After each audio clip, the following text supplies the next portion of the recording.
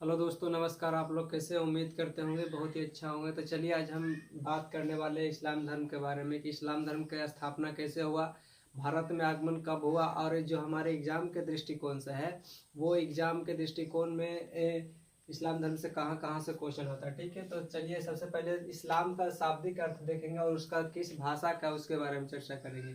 तो इस्लाम एक अरबी भाषा का शब्द है, ठीक है, जिसका शाब्दिक अर्थ होता है अल्लाह को समर्पण होता है। ठीक है, इसका संस्थापक की बात करेंगे तो इसका संस्थापक हो जाएगा हजरत मोहम्मद साहब जी।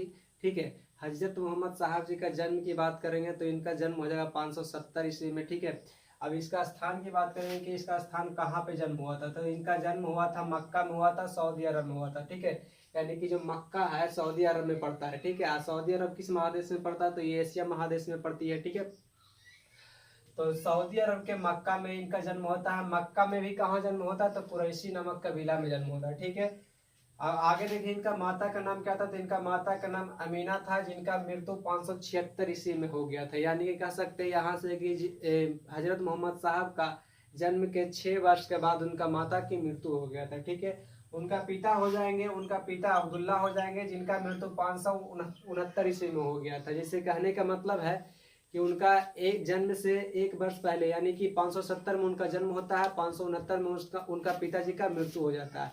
जब माता पिता की मृत्यु हो जाता है तो उनका लालन पालन करने के लिए अब्दुल लतीफ उनका चाचा करते हैं। ठीक है, उनके बाद उनको जब विवाह की बात करेंगे तो उनका विवाह 25 वर्ष की अवस्था में 595 ईस्वी में खदीजा नामक महिला के साथ में, जो 40 वर्ष की थी उनका एज, यानी कि खदीजा का उम्र उस समय 40 वर्ष की अवस्था था और वो एक विधवा थी। ठीक है, यानी और यहाँ से आपको क्वेश्चन पूछ सकता है कि विधवा थी तो यानी कि खदीजा नामक जो महिला थी वो कुल कितने शादियाँ की थी, टोटल 3 शादियाँ की थी। ठीक है, अब देखेंगे उनका उनका जो पुत्र या पुत्री हुआ था, उनका एक पुत्री हुआ था, उनका बेटी का नाम फातिमा था। ठीक है, जिनका जन्म 605 ईस्वी में हुआ था। और जब इनका 605 ईस्वी में इनका जन्म होता है उसके बाद 19 वर्ष की अवस्था में इनको भी शादी कर दिया जाता है, जिनका नाम है हजरत अली। ठीक है, यानी कि यहाँ से आपको कह सकते हैं कि हजरत मोहम्मद साहब का दामाद का नाम हजरत अली था। ठीक है, अब यहाँ हजरत अली की बात करेंगे तो हजरत अली का 2 पुत्र जन्म लेता है। ठीक है, जिनका पहला का नाम होता है हसन और दूसरा का नाम होता है हुसैन। ठीक है, हसन का जन्म 1 दिसंबर 624 ईस्वी में होता है और हुसैन का जन्म 11 जनवरी 624 ईस्वी में होता है। ठीक है, अब यहाँ से अब फिर से बात करेंगे हजरत मोहम्मद साहब के बारे में कि हजरत मोहम्मद साहब का ज्ञान के प्राप्ति कहाँ हुआ था और कब हुआ था। ठीक है, तो हजरत मोहम्मद साहब जी का ज्ञान के प्राप्ति 610 ईस्वी में हीरा नामक गुफा में ज्ञान के प्राप्ति होता है। ठीक है, अब थोड़ा सा हीरा नामक गुफा है उनके बारे में चर्चा करें कि हीरा नामक गुफा किस पहाड़ी में है और उसका ऊंचाई कितना है। तो हीरा नामक गुफा की ऊंचाई 642 मीटर है और वो किस पहाड़ी में है, तो जबला उल नूर पहाड़ी में। ठीक है, जबला उल नूर पहाड़ी में। ठीक है, अब आगे बात करें कि जो मक्का से मदीना के जो यात्रा किए थे हजरत मोहम्मद साहब जी, उसको किस नाम से जाना जाता है और उस समय में किसका मतलब क्या आविष्कार किया गया था। तो मक्का से जो मदीना की यात्रा किए थे हजरत मोहम्मद साहब, ये वो किए थे 24 सितंबर 622 ईस्वी में। यानी कि 24 सितंबर 622 ईस्वी में मक्का से मदीना हजरत मोहम्मद साहब जी यात्रा किए थे, उसी को हज यात्रा बोला जाता है। और हज यात्रा के उपलक्ष्य में ही ये हिजरी संवत का स्थापना किया गया था। ठीक है, अब हिजरी संवत की बात कर रहे हैं कि हिजरी संवत में कुल कितने दिन होते हैं और किस पे आधारित होता है। तो हिजरी संवत में 554 दिन होता है, आपको 555 दिन भी मिलेगा। ठीक है, जैसे कि शक संवत में कुषाण वंश के शासक कनिष्क के जो राज अभिषेक के उपलक्ष्य में शक संवत जो मतलब चालू किया गया था, ये 365 दिन हम लोग को आधारित है ना हिंदू धर्म में। और कहीं कहीं लिपि वर्ष में 366 दिन भी होती है। तो उसी प्रकार से यहाँ पे 354 दिन और 355 दिन भी होता है। ये चंद्रमा पर आधारित होती है और शक संवत सूर्य पे आधारित होती है। ठीक है, अब आगे देखेंगे। अब यहाँ से देखेंगे मोहम्मद साहब का मृत्यु। मोहम्मद साहब का मृत्यु कब हुआ था। ठीक है, यहाँ तो मोहम्मद साहब की मृत्यु की बात करेंगे तो मोहम्मद साहब का मृत्यु 8 जून 632 ईस्वी में हुआ था।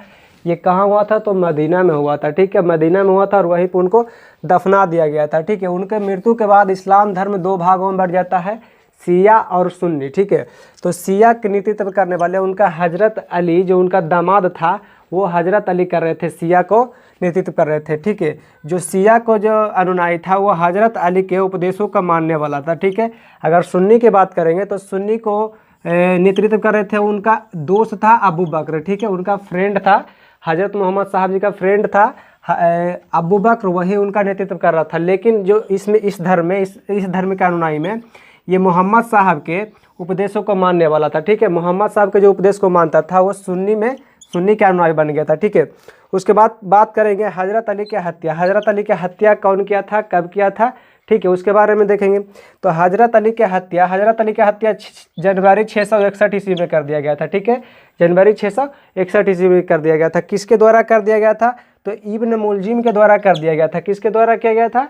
इब्न मुलजिम के द्वारा किया गया था। और ये किसके कहने पर किया गया था हज़रत अली की हत्या? तो ये कहा मुआविया के कहने पर इनको हत्या कर दिया गया था। ठीक है, और जब वो हज़रत अली प्रार्थना कर रहे थे उसी समय इब्न मुलजिम आते हैं और अपने तलवार से वार करते हैं। उसके बाद में पूरी तरीक़ा से न लगने के कारण वो घायल हो जाते हैं और वहाँ से बच निकलते हैं। उसके बाद 2 दिन के बाद उनको मृत्यु हो जाता है। ठीक है, अब यहाँ से आएंगे हसन और हुसैन। हसन और हुसैन की मृत्यु कब हुआ था? ये हसन और हुसैन कौन था? तो आप लोग को पहले बता चुके हैं कि हसन और हुसैन जो उनका दामाद था अली का ये 2 बेटे थे। ठीक है, तो इनका हत्या कब किया गया था? तो इनका हत्या 680 में कर दिया गया था। कहाँ किया गया था और कौन किया था इसके बारे में देखेंगे। तो इसको किया था उस्माद खलीफा ने किया था। इनका हत्या कौन किया था? उस्माद खलीफा ने किया था। ठीक है, ये कहाँ किया गया था? तो इराक के करबला के मैदान में कर दिया गया था। कहाँ किया गया था? इराक के करबला के मैदान में कर दिया गया था। अब थोड़ा सा इराक के बारे में देखेंगे कि इराक की राजधानी कहाँ है? तो इराक की राजधानी बगदाद है। और इराक के मुद्रा की बात करेंगे तो इराक की मुद्रा हो जाएगा दिनार हो जाएगा। ठीक है, और वहाँ के राष्ट्रीय खेल फुटबॉल हो जाएगी। ठीक है, अब मोहम्मद साहब के जन्म के दिन पर कौन सा पर्व मनाया जाता है? तो हम लोग जानते हैं कि मोहम्मद साहब के जन्मदिन के शुभ अवसर पर ईद मिलाद उन नबी मनाया जाता है। ठीक है, ईद मिलाद उन नबी मनाया जाता है। ठीक है, अगर उनका जीवनी की बात करें कि मोहम्मद साहब का जीवनी कौन लिखा था, तो मोहम्मद साहब के जीवनी लिखा था इब्न इशाक लिखा था। कौन लिखा था? इब्न इशाक लिखा था। ठीक है, और जो मोहम्मद साहब के जो उपदेश दिए थे वो किस ग्रंथ में संग्रह किया गया है? तो ये किया गया हदीस नामक ग्रंथ में किया गया। ठीक है, हदीस नामक ग्रंथ में उनका उपदेशों को संग्रह किया गया। ठीक है, अगर इस्लाम धर्म में पवित्र स्थल की बात करेंगे तो इस्लाम धर्म में सबसे पवित्र स्थल हो जाएगा क्या? मस्जिद हो जाएगा, जो आप लोग जानते हैं। उसके बाद में पवित्र दिन की बात करेंगे कि सबसे पवित्र दिन कौन सा है इस्लाम धर्म में? तो शुक्रवार हो जाएगी पवित्र दिन। ठीक है, उसके बाद खलीफा का जो मोहम्मद साहब को उत्तराधिकारी जो बनते थे उसे खलीफा कहा जाता था। ठीक है, और खलीफा का पद कब समाप्त कर दिया गया था? तो 1924 ईस्वी में कर दिया गया था। खलीफा का पद समाप्त कर दिया था। ये किसके द्वारा किया गया था? तो ये किया गया था मुस्तफ़ा कमाल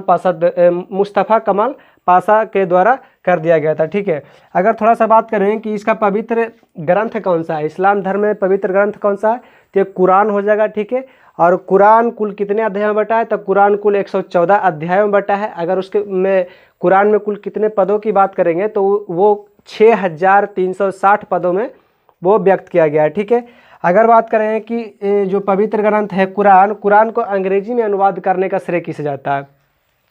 तो अंग्रेजी में अनुवाद करने का श्रेय ये जाता है अलेक्जेंडर रॉस को जाता है। ठीक है, अलेक्जेंडर रॉस को जाता है। ये एक पादरी थे। ठीक है, ये कब किए थे? तो 1649 ईस्वी में किए थे। अब थोड़ा सा एक प्लस पॉइंट भी आता है कि जो भारत है, भारत से किस दिशा में भारत में है इस्लाम धर्म के अनुयायी वो किस दिशा में करके नमाज पढ़ते हैं? तो ये पश्चिम दिशा में पढ़ते हैं। और ये पश्चिम दिशा में पढ़ने के कारण उसे क्या कहा जाता है? किबला कहा जाता है। ठीक है, तो यहाँ से हम लोग देख लिए पूरी तरीक़ा से इस्लाम धर्म। ठीक है, और जब यहाँ पर थोड़ा सा एक पॉइंट आ रहा है कि जो भारत में इस्लाम धर्म का कब मतलब आगमन हुआ था, तो आप लोग जानते हैं कि भारत में इस्लाम धर्म का आगमन 712 ईस्वी मोहम्मद बिन कासिम के आक्रमण से समय से यहाँ पर कौच हुआ था? ये भारत में इस्लाम धर्म का प्रचार प्रसार शुरू हुआ था। ठीक है, तो इस्लाम धर्म पूरी तरीक़ा से ख़त्म हो गया। ठीक है।